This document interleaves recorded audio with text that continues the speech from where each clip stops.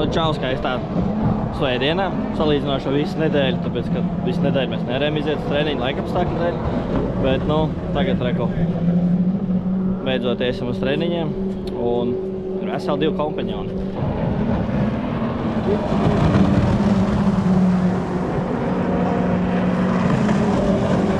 Kā redz, no Alūksnes mums ir pievienojies vēl Roberts Vinings. Pagājušo treniņu mums bija Nils Nakters jau, bet jā, šodien trietā uzbrauksim.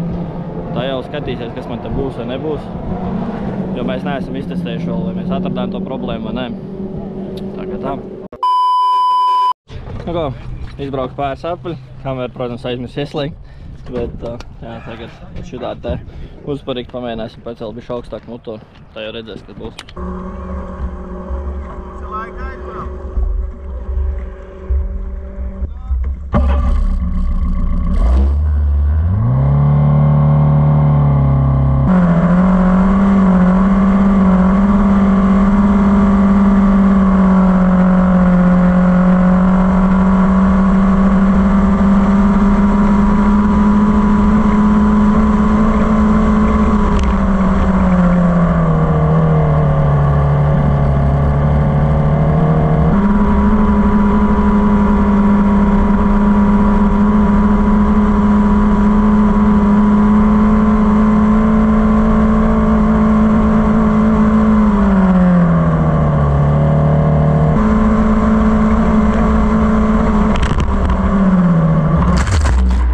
Tagad asinīs sāk plūst liels adrenalīna daudzums, jo ūdens bija ļoti augsts. Mana pirmā ielpa.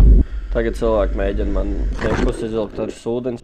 Pēc veiksmīgas izlīšanas no lejas, lai apgriezas un vilku uz krastu.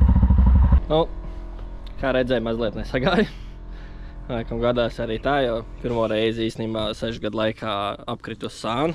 Parasti 2 reizes tā kā lidojis, bet uz sānes nebija kritis. Nu, gadās arī tā laikam, bet jā, tagad ir foršais skrūvēšanas laiks, jo žēl, ka nav tik vienkārši kā 2 takteri iztīrīt, vai ne? Visas elektronikas un viss te ir. Tā kā jā, sāksim darboties.